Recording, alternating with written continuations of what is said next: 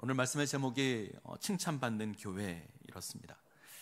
제가 신학 공부를 하고 목회자가 되면서 가장 중요하게 생각한 것이 하나 있습니다.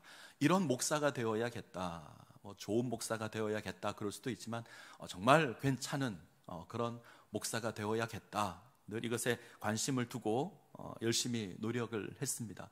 열심히 성경 보고 열심히 성경 연구하고 가르치고 설교하는 일에 중점을 뒀습니다. 당연히 그래야 되죠. 그러면 잘 할 수 있을 거라. 그래서 한 8년쯤 전에 제가 사역 현장으로 단독으로 나올 기회가 있었는데, 사역 현장에 나와서 실제로 제가 할 수 있는 일이 별로 없었습니다. 열심히 하죠. 열심히 가르치고 설교도 합니다. 근데 잘 안 됐습니다. 아니, 뭘 할 수가 없었습니다. 왜 그런가 이유를 한참을 고민을 했는데, 어떤 교회를 세워야 될 것인가에 대한 고민이 별로 없었습니다. 어떤 교회를 세워야 될 것인가, 여기에 대한 고민은 별로 없고, 어떤 목사가 되어야겠다, 이것에 관심을 두고 몸부림을 쳤었습니다.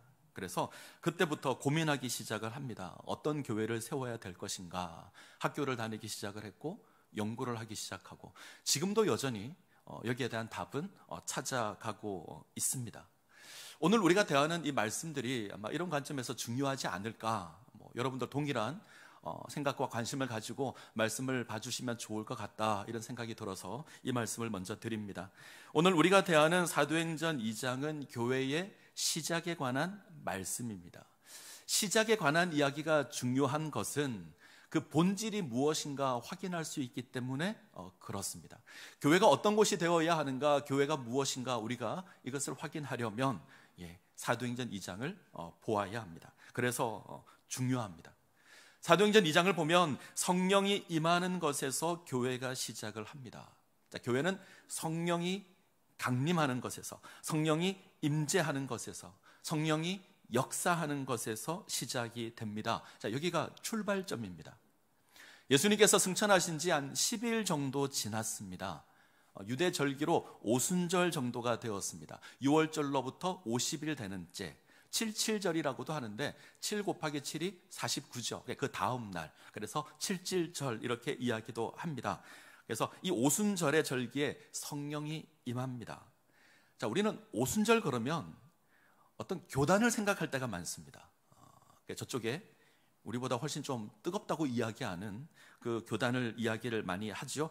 세계적으로는 오순절파 이렇게 이야기를 하기도 하고, 저희 나라에서는 순복음 이렇게 좀 더 알려져 있습니다. 이 교단의 특징이 성령 운동을 뜨겁게 합니다. 때문에 우리는 오순절이라는 단어가 들어가면 왠지 그 느낌을 가질 때가 많습니다. 어떤 분은 좋아하고 어떤 분은 좀 불편해하기도 합니다. 저는 오늘 말씀을 통해서 이 오순절 성령 강림의 의미를 먼저 좀 확인했으면 좋을 것 같습니다. 자, 오순절이라고 하면 이제 6월절로부터 50일째, 그래서 오순절 이렇게 하고요. 말씀드린 것처럼 칠칠절 이렇게 말하기도 합니다. 또 다른 이름이 있는데 맥추절 이렇게 말합니다. 자, 이 맥추절 할 때 맥자를 우리가 자꾸 보리맥자라고 사용을 해서 보리를 거두는 시기다 이렇게 생각하는데 조금 번역이 잘못됐습니다. 번역은 초실절 이렇게 번역하는 게 좀 더 좋고요. 보리를 추수하는 건 6월절입니다. 맥추절에는 밀을 추수하기 시작을 합니다. 자, 유대인들이 오순절을 중요하게 생각하는 건 이스라엘이 시내산에서 하나님과 언약을 맺고 하나님의 백성으로 세워진 것을 기념하기 때문에 그렇습니다. 다시 하면요, 오순절은 이스라엘이 시내산에서 하나님과 언약을 맺고 이들이 하나님의 언약의 백성으로 세워진 것을 기념하는 절기가 오순절입니다. 모세가 하나님의 산으로 올라가서 하나님의 언약을 받아서 내려옵니다. 하나님의 계명을 받아 내려오죠. 그리고 하나님의 언약이 선포됩니다. 나는 너희의 하나님이 되고 너희는 내 백성이 되리라.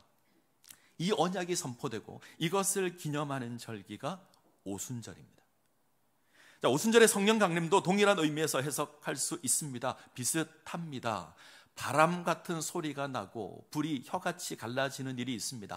바람과 혀는 하나님의 임재를 상징하는 가장 강력한 표시입니다. 예수님께서 올라가시고 성령이 내려오십니다. 그리고 하나님의 교회가 시작됩니다. 하나님의 백성들의 모임인 새로운 교회가 시작이 됩니다. 이것이 오순절 성령 강림의 의미일 겁니다.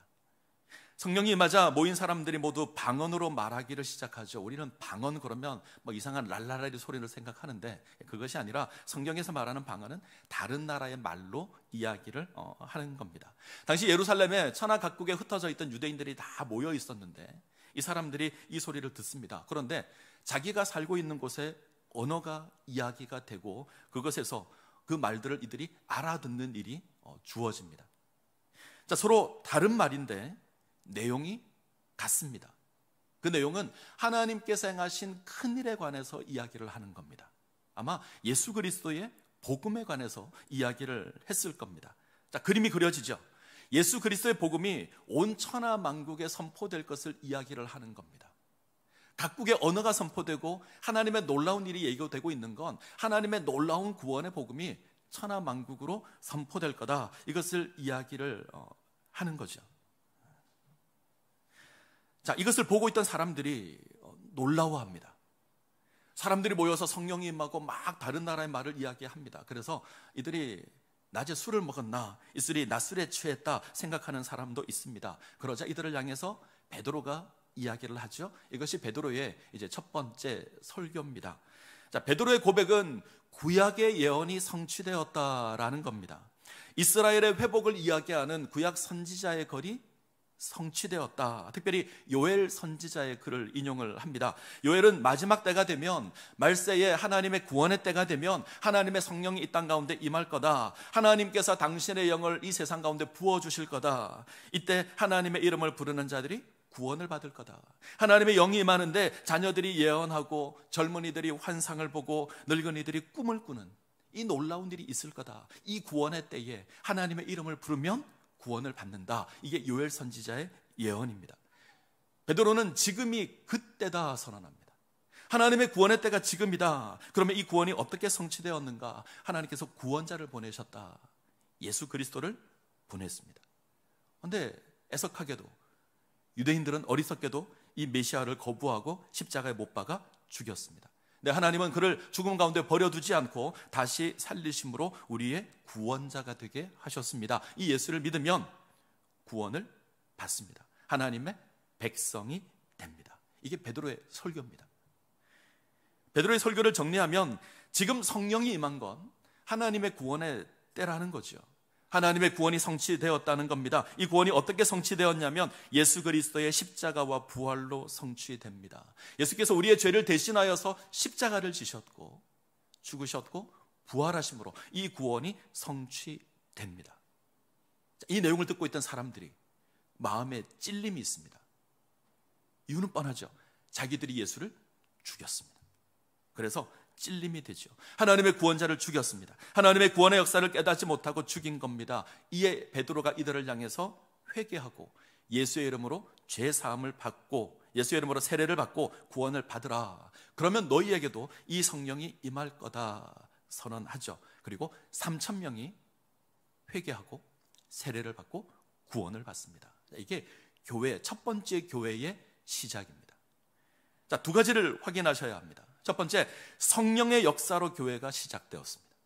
인간의 어떤 계획이나 인간의 어떤 생각이나 인간의 어떤 목표로 교회가 시작된 게 아닙니다. 성령의 역사로 교회가 시작되었습니다.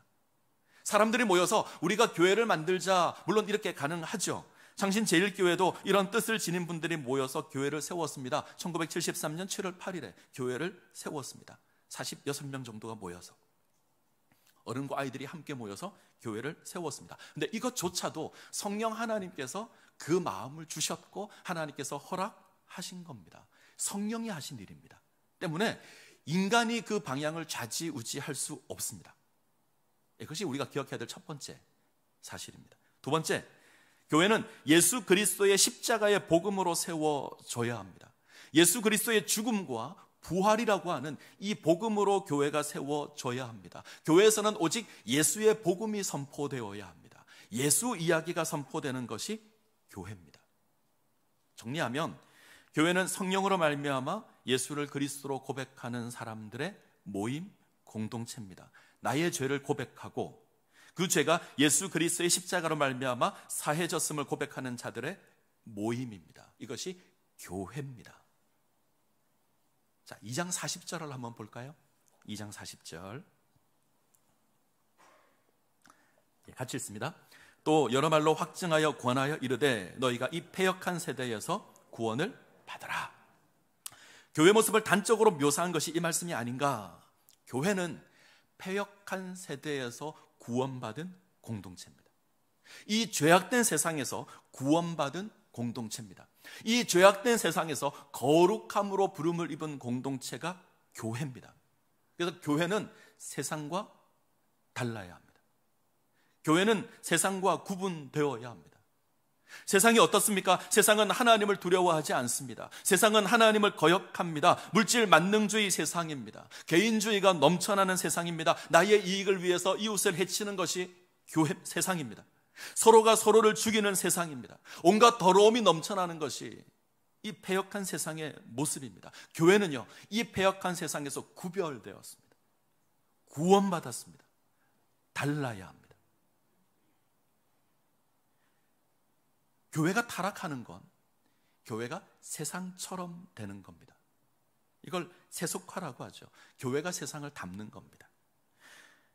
저는 우리 교회가 이 패역한 세상에서 구원받은 교회이기를 원합니다. 아멘?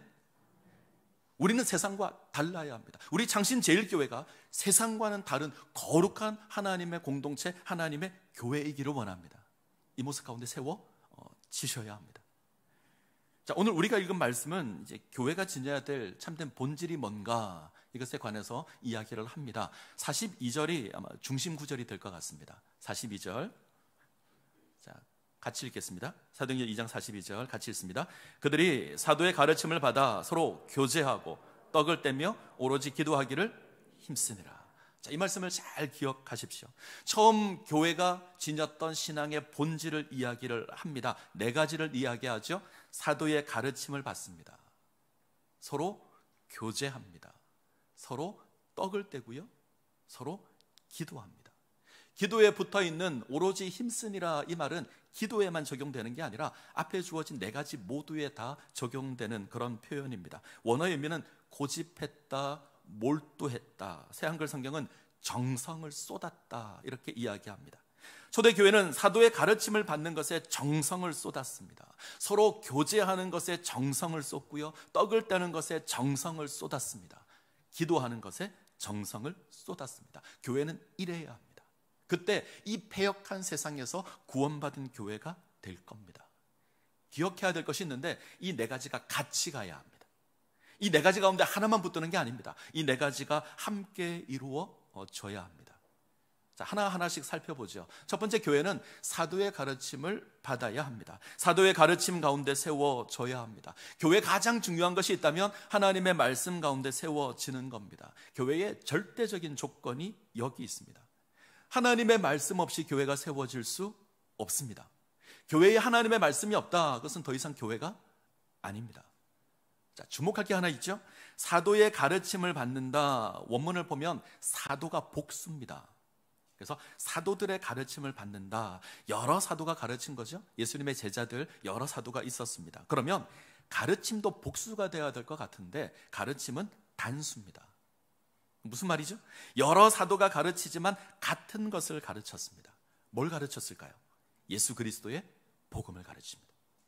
여러 명의 사도가 가르치는데 예수 그리스도의 복음을 가르칩니다. 앞서 베드로가 설교한 그것을 가르쳤을 겁니다. 교회는 예수 그리스도의 복음을 선포하는 곳이 되어야 합니다. 교회는 예수 이야기하는 곳이 되어야 합니다. 교회는 이 땅의 복음을 이야기하는 게 아닙니다. 교회는 하늘의 복음을 이야기해야 합니다. 땅의 복음, 땅에서 잘 되는 법, 땅에서 성공하는 법, 땅에서 행복한 삶을 살아가는 것, 그것이 궁금하면 세바시를 보셔야 합니다. 세상을 바꾸는 시간 15분, 이런 거 보셔야 돼요. 유튜브 열으셔서 검색하시면 수없이 많은 이야기들이 나옵니다. 그거 보셔야 합니다. 교회는 그거 이야기하는 곳이 아닙니다. 교회는 예수 그리스도의 복음을 이야기하는 곳입니다. 하나님 나라의 복음을 이야기하는 것이 교회입니다. 오늘날 기독교를 병들게 하는 건 이 기복주의적인 신앙입니다. 복음을 이 땅에서 잘 먹고 잘 사는 것으로 전락시켜 버렸습니다. 이 땅에서 성공하는 법을 이야기하면서 계속 교회에서 복음을 거기다 갖다 붙였습니다. 예수님 당시 많은 사람들이 그렇게 생각했습니다. 하나님께서 부자를 사랑하신다. 하나님께서 복을 주셨으니 당연히 이 땅에서 잘 되어야 되고 부자가 되어야 한다. 그래서 부자를 보고 복을 받았다 이야기하고, 가난한 자를 보면서 심판을 받았다고 이야기했습니다. 가난한 자를 정죄하고 부자를 향해서 믿음이 좋다고 칭송을 합니다. 당연히 돈을 좋아하죠. 바리새인이 그랬고 서기관들이 그랬습니다. 이것이 오늘날 우리에게도 가득합니다. 큰 돈을 벌면 복을 받았다고 이야기합니다. 내가 가진 것이 없으면 뭔가 부끄러워지고 뭔가 문제가 있는 것으로 생각을 합니다. 그래서 아무런 고백도 하지 못합니다. 이거 세상의 논리잖아요. 세상은 많이 가진 자가 큰 소리를 칩니다. 적게 가진 자가 대접받지 못합니다. 적게 가졌다는 것으로 죄인 취급을 당하는 것이 세상입니다. 이거 세상의 논리입니다. 근데 교회 가운데 이 세상의 논리가 들어왔습니다. 이 논리가 교회를 흔듭니다. 성경은 우리에게 부자가 되라고 말한 적이 없습니다. 가지고 있는 것을 족하게 여기라고 했습니다. 돈을 사랑함이 일만하게 근원이라고 이야기를 합니다. 돈과 하나님을 겸하여 섬길 수 없다고 이야기합니다. 이 땅에 보물을 쌓지 말고 하늘의 보물을 쌓으라고 말합니다. 세상은 먹고 사는 것을 기준으로 하는데 교회는 아닙니다. 하나님 앞에서 바로 세워지는 것을 이야기하는 게 교회입니다. 죄악된 우리가, 하나님을 알지 못했던 우리가 어떻게 하나님을 알고 어떻게 하나님의 백성으로 이 땅에서 거룩한 삶을 살아갈 수 있는가, 이거 이야기하는 게 교회입니다. 그게 예수 그리스도의 복음입니다. 물론 부가 죄는 아닙니다. 돈이 죄는 아닙니다. 그러나 인생의 방향이 돈을 향해 있으면 그건 죄입니다. 우리 신앙이 하나님 앞에 세워지는 것이지 돈을 위해서 우리 신앙이 존재하는 건 아닙니다. 위치를 바꾸시면 안 됩니다. 하나님의 자리에 돈을 갖다 놓으시면 안 됩니다. 그런데 어느 순간 돈의 복음이 선포되기 시작을 했습니다. 돈을 섬기는 복음이 선포됩니다. 사람들이 그거 좋아합니다. 이걸 기복주의라 그러죠. 자기에게 복이 되는 것 추구하고, 자기를 사랑하고 자기를 세우는 것을 좋아하고, 그것을 신앙이라고 생각합니다. 아니요, 믿음은 나를 세우는 게 아닙니다. 하나님 앞에 나를 세우는 것이, 그것이 믿음입니다. 자, 사도들의 가르침에 또 하나 기억할 것이 있습니다. 자, 이들이 지금 누구의 가르침을 받죠? 사도의 가르침을 받습니다. 예수님의 제자들. 당시 유명하다는 바리새인이나 서기관이나 율법학자의 교훈을 받는 게 아니라 사도의 가르침을 받습니다. 예수님의 제자들, 사도, 보잘것없는 자들이죠. 솔직히 별 볼 일 없는 자들, 바다에서 물고기나 잡던 어부들입니다. 그런데 예루살렘에 모인 수많은 사람들이 이 베드로의 설교를 듣고 회심합니다. 3,000명이나 되는, 우리가 나중에 살피겠지만 5,000명이나 되는 사람이 예수를 믿습니다. 자, 두 가지를 기억해야 됩니다. 설교자의 입장에서 이건 베드로의 능력이 아닙니다. 누구의 능력이죠? 성령의 능력입니다. 하나님의 능력입니다. 성령이 말하게 하심을 따라 선포하는 겁니다. 성령을 따라 선포하는 설교가 되어야 합니다. 설교는 그래야 합니다. 제가 늘 고민하는 것이 성경이 무엇을 말하는가 하는 겁니다. 늘 고민하는 부분이 여기 있습니다. 제가 하고 싶은 말, 제가 생각하는 것, 아니요, 성경이 이야기하는 것, 그거 전달하기를 원합니다. 그게 성령의 인도하심을 받아, 성령의 조명하심을 받아 말씀을 깨닫고 그것을 선포해야 합니다. 이것이 설교자가 지녀야 될 자세입니다. 청중은요, 그 말씀을 하나님의 말씀으로 받아야 합니다. 아멘 하셔야 합니다. 데살로니가 교회가 이걸 잘했습니다. 바울이 칭찬을 합니다.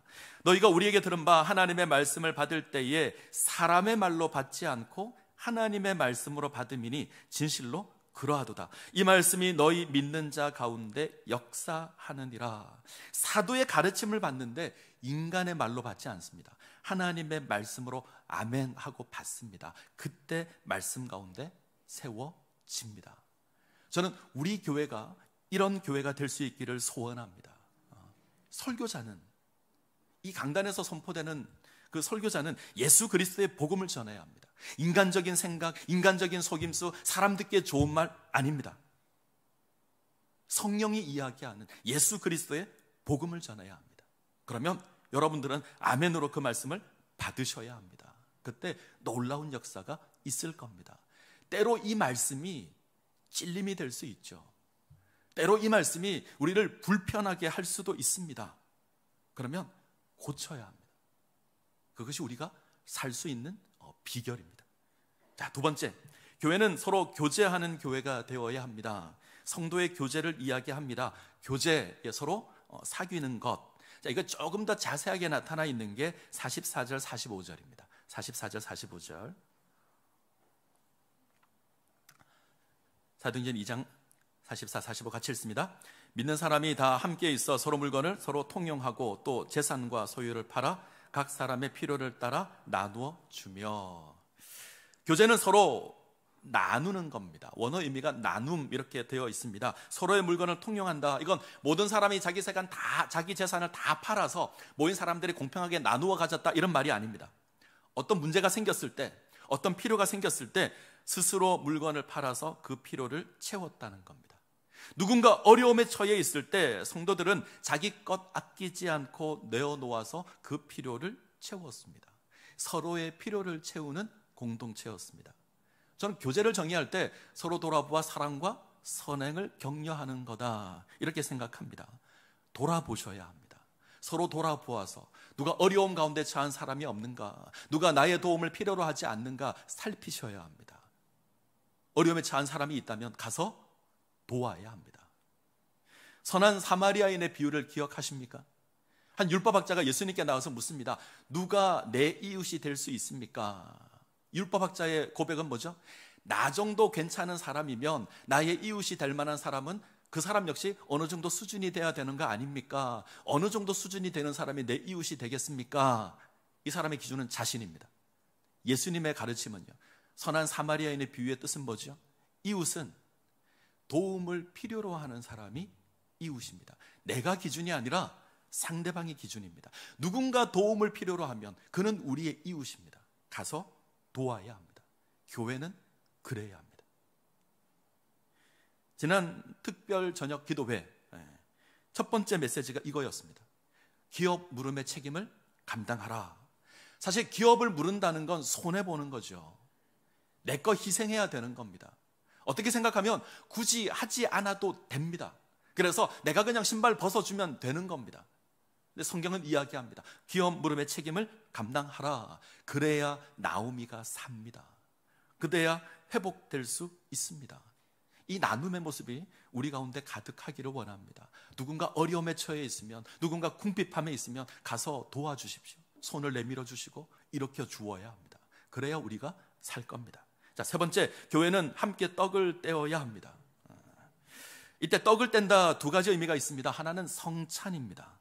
예수 그리스도의 죽음을 기념하고 참여하는 예식 성찬이죠. 아마 초대교회는 모일 때마다 이 성찬을 행했던 것 같습니다. 또 하나는 이제 애찬입니다. 함께 먹고 마시고 함께 식사하는 이겁니다.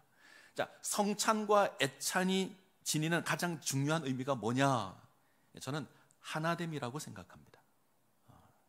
성찬의 가장 중요한 의미는 우리가 예수 그리스도의 십자가로 하나님의 백성이 되었다, 이것을 확인하는 겁니다. 우리가 같은 구원을 받았다, 이것을 확인하는 겁니다. 유대인이 받은 구원과 이방인이 받은 구원이 같습니다. 유대인도 예수를 믿어 구원을 받습니다. 이방인도 예수를 믿어 구원을 받습니다. 예수 그리스도의 십자가의 그 놀라운 구속의 은혜로 예수의 죽음과 부활로 구원을 받습니다.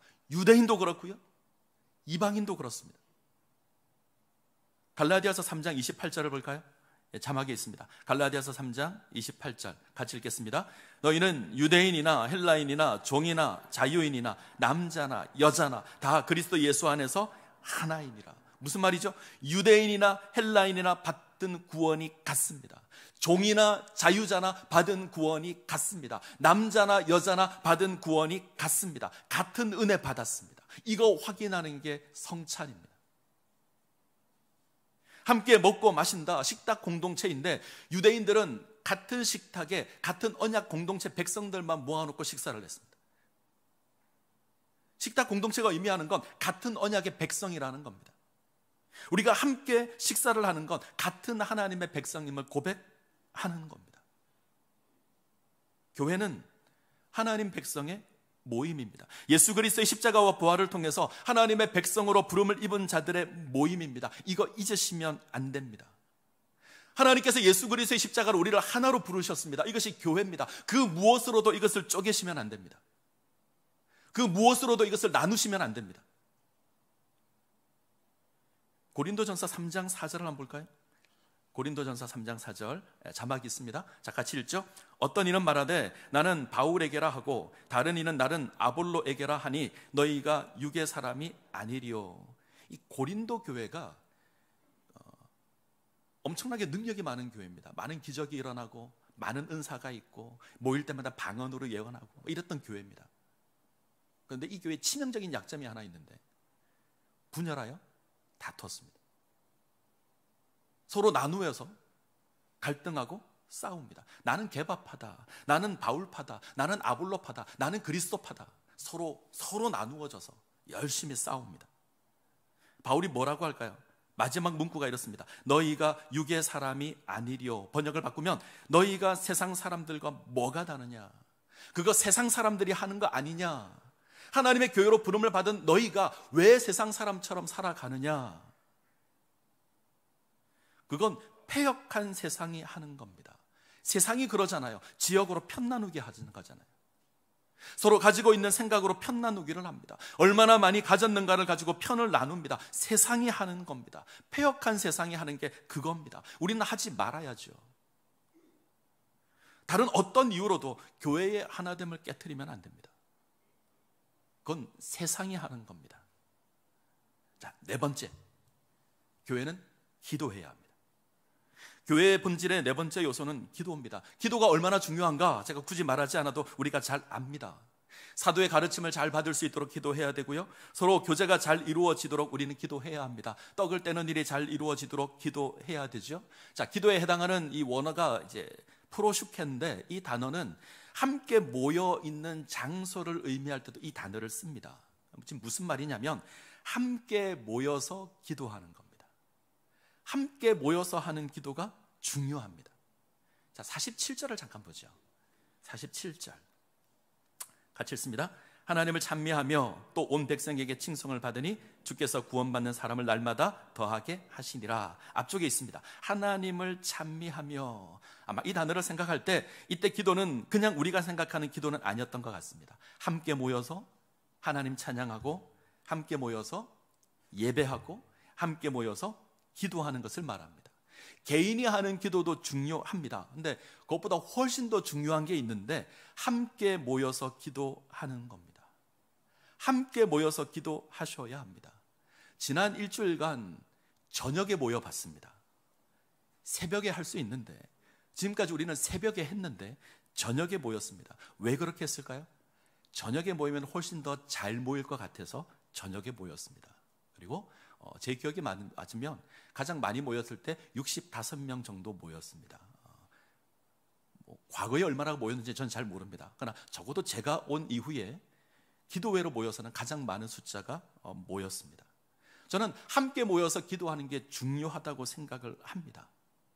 자, 마태복음 18장 19절 20절 진실로 다시 너희에게 이르노니 너희 중에 두 사람이 땅에서 합심하여 무엇이든지 구하면 하늘에 계신 내 아버지께서 그들을 위하여 이루게 하시리라. 두세 사람이 내 이름으로 모인 곳에는 나도 그들 중에 있느니라. 우리가 마음을 합하여 기도하면 하나님 들으십니다. 그래서 함께 기도하셔야 합니다. 이 교회가 힘이 들 때, 교회가 어려울 때 제가 들은 이야기는 함께 모여서 기도했다. 우리가 그랬습니다. 그렇죠? 교회가 어려움에 처했을 때 함께 모여서 기도했습니다. 당연한 것이고 맞는 겁니다. 그러면 묻겠습니다. 지금도 기도하십니까? 그때만큼 기도하십니까? 혹시 왜 안 하십니까? 문제가 해결되어서 안 하십니까? 정말 문제가 해결되었다고 생각하십니까? 저는 다르게 생각합니다. 저는 지금이 정말 위기가 아닐까. 제가 생각하는 위기의 이유는 딱 하나입니다. 기도의 숫자가 줄었습니다. 기도하지 않아서 그렇습니다. 새벽 예배의 숫자가 점점 줍니다. 물론 날씨가 추워서 그렇다 가장 큰 이유일 거라 생각합니다. 또 어떨 때는 10명도 채 모이지 않습니다.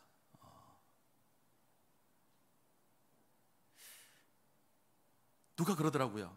아닙니다, 목사님. 지금 우리 많이 모이는 겁니다. 원래 우리 잘 안 모였습니다. 새벽 예배 때 원래 몇 사람 없었고 수요 예배 때 사람 거의 없었습니다. 일부 예배 때 정말 몇 사람 안 모였습니다. 뭐 저를 위로하느라 하시는 말씀일 수도 있는데 저는 좀 두렵습니다. 왜요? 괜찮다라고 생각하는 게 두렵습니다. 저는 숫자가 중요하다고 생각하지 않는 사람입니다. 그런데 숫자가 신경이 쓰입니다. 왜 그런지 아십니까? 정상이 아니라고 생각이 들어서요. 새벽에 저희 교회 수준이면 최소 20명, 한 30명은 나와서 기도를 해야 정상적인 겁니다. 수요 예배 한 50명 정도는 나오셔야 됩니다. 금요일은요 70명, 80명, 한 100명 정도는 나와서 같이 부르짖고 기도해야 합니다. 제가 생각할 때 그 정도는 돼야 정상이구나 생각하는 숫자입니다. 주일 예배 한 번 나오는 것으로 절대 충분하지 않습니다. 목사가 숫자에 집착하는 것으로 보이십니까? 아니요, 저는 최소한의 이야기를 하는 겁니다. 목사님, 우리가 너무 바쁩니다. 아닙니다. 너무 바빠서 모이셔야 되고요. 너무 바빠서 기도하셔야 되고 너무 바빠서 예배하셔야 됩니다. 하지 않으면 패역한 세상 쪽으로 갑니다. 가만히 두면 우리는 그쪽으로 갑니다. 모여서 끊임없이 우리 방향을 확인하고 똑바르게 만들고 고든 길을 만들고 가야 합니다. 이를 위해서 우리는 모여야 하고 우리는 예배해야 하고 우리는 찬양해야 하고 우리는 기도해야 합니다. 그래야 우리가 살 겁니다. 괜찮다고 생각하지 마십시오. 절대 괜찮지 않습니다. 저는 지금이 위기라고 생각합니다. 더 열심히 하셔야 합니다. 자, 마지막으로 확인해야 될 것이 있습니다. 예루살렘 교회는 백성들의 칭송을 받는 교회였습니다. 저는 이 부분에 주목을 했습니다. 그래서 제목이 칭찬받는 교회입니다. 교회가 사도들의 가르침에 힘을 쓰고 서로 교제하기에 힘을 씁니다. 서로 떡을 떼며 모여서 기도하는 일에 힘을 씁니다. 그러면 사람들의 칭송을 받을 겁니다. 인정을 받을 겁니다. 그러면 부흥할 겁니다. 교회가 건강한 교회인가 그렇지 않은가를 판단하는 기준은 사람들이 우리를 어떻게 평가하는가 하는 겁니다. 사람들의 칭송을 받아야 합니다. 세상 사람들이 교회를 향해서 바라는 수준이 있습니다. 세상은 우리를 향해서 생각보다 높은 수준을 가지고 있습니다. 교회는 당연히 그래야 한다. 예수 믿는 사람은 당연히 이렇게 살아야 한다. 기대가 있습니다. 근데 그 기대에 미치지 못하잖아요? 그러면 비난합니다. 우리가 세상 수준에 맞추어야 한다. 세상이 바라는 것 교회가 해야 한다. 그 얘기가 아닙니다. 세상의 기준과 우리의 기준은 분명히 다릅니다. 우리는 패역한 세상과 다른 존재입니다. 그러나 분명한 것이 하나 있는데 우리가 온전하면 세상이 인정합니다. 우리가 온전한 모습으로 세워지면 세상이 우리를 인정합니다. 저게 교회다. 사람들이 박수를 쳐줄 겁니다. 우리가 아무리 모여서 우리끼리 좋은 교회라 이야기해도 소용없습니다. 우리 이웃이 인정을 해야 합니다. 우리가 살아가는 이웃이 우리를 하나님의 교회로 인정해야 합니다. 그때 믿는 자가 더할 겁니다. 물으셔야 합니다. 우리가 칭찬받는 교회인가? 이게 원래 설교 제목이었습니다. 칭찬받는 교회인가? 지역사회에서 창신제일교회 칭찬받는 교회입니까? 사람들이 우리 교회를 칭찬하고 인정합니까? 물으셔야 합니다. 이게 아니라면 뭔가 우리에게는 문제가 있는 겁니다. 무너지는 건 굉장히 쉽습니다. 근데 다시 세우는 건 정말 어렵습니다.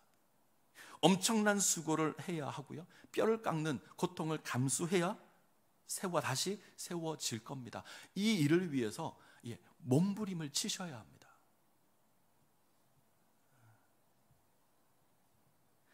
오늘날 교회가 사람들의 인정을 받지 못합니다. 교회가 손가락질을 당합니다. 이유는 딱 하나입니다. 교회가 교회답지 못했습니다. 교회가 진리의 말씀을 선포하지 않았습니다. 예수 그리스도의 복음을 선포하지 않았습니다. 거짓 복음 선포하고 인간적인 복음 선포합니다. 서로 교제하지 않습니다. 서로의 필요를 채워야 하는데 그러지 않았습니다. 야고보서에 나와 있는 교회 모습을 보면 부자들이 가난한 자들 멸시하고 무시합니다. 오늘 교회가 그렇습니다. 하나 되는 교회가 아닙니다. 서로 분리하고 싸우고 분쟁하고 나누고 나는 너와 함께 할 수 없다. 나는 너와 다르다. 결국 모이지 않습니다. 함께 모여 예배하지 않고 함께 모여 찬양하지 않고 함께 모여 기도하지 않습니다. 근데 어떻게 칭찬이 주어지죠? 주어질 수 없죠. 칭찬받는 교회가 되기를 소원하십니까? 사도들의 가르침, 하나님의 말씀에 집중하셔야 합니다. 예수 그리스도의 복음에 집중하셔야 합니다. 이 강단에서 진리의 말씀이, 생명의 말씀이 선포되도록 늘 기도해 주시고, 그 말씀이 선포될 때에 아멘으로 받으셔야 합니다. 교제하셔야 합니다. 서로의 필요를 채워야 합니다. 건강한 교회는요, 부자가 많은 교회가 아닙니다. 가난한 사람이 없는 겁니다. 그게 훨씬 성경적입니다. 서로의 떡을 떼시고 하나됨을 확인하셔야 합니다. 우리는 하나입니다. 예수 그리스도의 십자가로 부름을 입은 우리는 하나입니다. 그 무엇으로도 이것을 깨트리시면 안 됩니다. 그리고 함께 모여서 기도하셔야 합니다. 함께 모여 찬양하셔야 하고요. 함께 모여 예배하셔야 합니다. 함께 기도하셔야 합니다. 이것이 우리의 생명입니다. 그때 우리가 살 겁니다. 부탁드립니다. 2023년 이제 두 주째를 지나가는데 이것이 우리의 기도의 제목으로 삼으시고 이런 교회가 될 수 있도록 힘써 주시기를 바랍니다. 하나님의 말씀이 풍성한 교회가 될 수 있도록 우리가 우리의 필요를 나누는, 우리의 기업 물음의 책임을 감당하는 나눔의 교회가 될 수 있도록, 떡을 떼어서 하나됨을 확인하는 교회가 될 수 있도록, 함께 모여 찬양하고 함께 모여 예배하고 함께 모여 기도하는 교회가 될 수 있도록, 그때 세상이 우리를 인정할 것이고요, 칭찬할 겁니다. 하나님께서 믿는 자를 더욱더 더하게 하실 것이고 우리가 부응하는 모습으로 세워질 겁니다. 이 은혜 가운데 세워지시기를 간절히 소원합니다.